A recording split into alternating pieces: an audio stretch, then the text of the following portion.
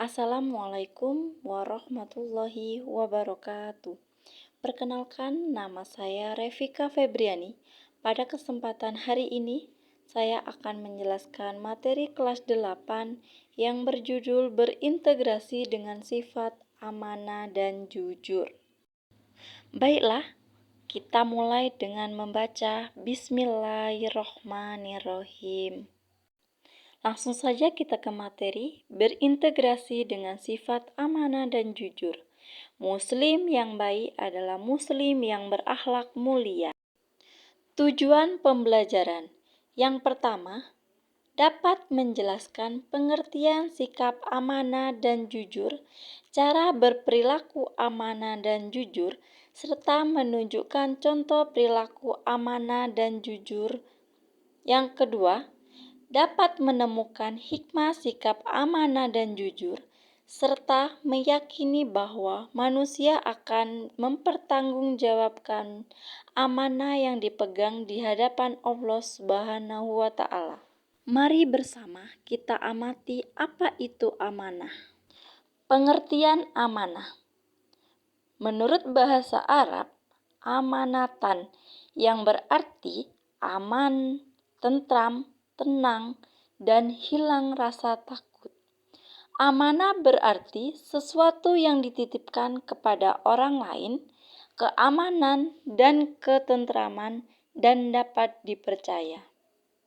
Secara istilah, amanah berarti penuhan hak-hak oleh manusia, baik terhadap Allah Subhanahu wa Ta'ala, orang lain maupun dirinya sendiri, dan bertanggung jawab terhadap kepercayaan yang diterimanya untuk dilaksanakan dengan sebaik-baiknya.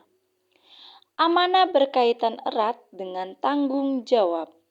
Orang yang menjaga amanah biasanya disebut orang yang bertanggung jawab.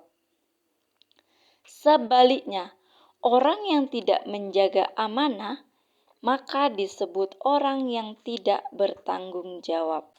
Macam-macam amanah ada 3. Yang pertama, amanah terhadap Allah merupakan ketaatan akan segala perintah dan menjauhi segala larangannya. Amanah yang dimaksudkan di sini adalah tugas-tugas keagamaan yang menjadi tanggung jawab manusia.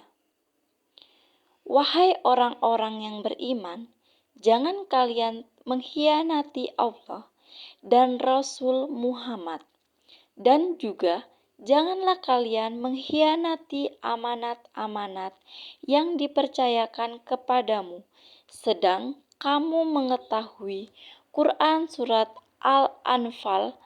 Yang kedua, amanah terhadap sesama manusia. Amanah ini meliputi hak-hak antar sesama manusia. Misalnya, ketika dititipi pesan atau barang, maka kita harus menyampaikannya kepada yang berhak, dan amanah berbentuk non-materi, misalnya jabatan atau kepercayaan yang diberikan oleh kepada diri seseorang. Yang ketiga, amanah terhadap diri sendiri. Amanah ini dijalani dengan memelihara dan menggunakan segenap kemampuannya demi menjaga kelangsungan hidup, kesejahteraan, dan kebahagiaan diri, tanggung jawab terhadap segala nikmat yang ada di dalam diri manusia yang berguna bagi dirinya, misalnya anggota tubuh, kesempatan, kesehatan, ilmu, dan lain sebagainya. Pemimpin yang amanah. Dari Ibnu Umar mengatakan, Rasulullah Shallallahu Alaihi Wasallam bersabda, setiap kalian adalah pemimpin dan akan diminta pertanggungjawaban atas kepemimpinannya. Seorang kepala negara adalah pemimpin dan akan diminta pertanggungjawaban perihal rakyat yang dipimpinnya. Hadis riwayat Bukhari Muslim. Selanjutnya, kejujuran. Yuk kita jujur, silakan disimak. Pengertian jujur, berkata benar. Secara bahasa, dalam bahasa Indonesia, berarti lurus hati, tidak bohong, dan tidak curang. Secara istilah, jujur adalah kesesuaian antara lahir dan batin, ucapan dan perbuatan, serta berita dan fakta. Hikmah atau manfaat amanah dan jujur sangat banyak sekali yang kita jumpai di dalam kehidupan sehari-hari. Di sini saya membahas 6.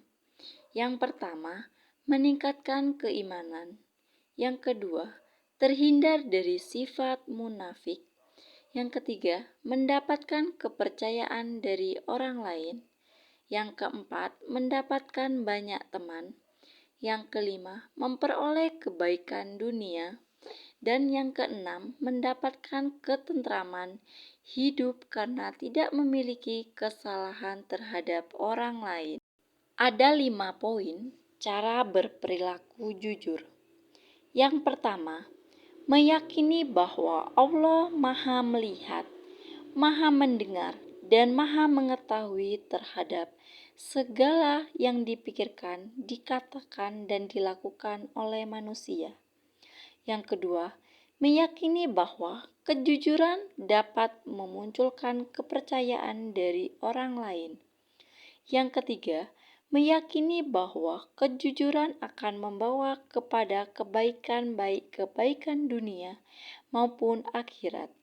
Yang keempat, terbiasa berkata benar sesuai antara yang dipikirkan, yang dikatakan, dan yang dilakukan. Yang kelima, menghindari perkataan bohong walaupun hanya sebagai candaan. Saya memberi contoh pengalaman jujur dan amanah.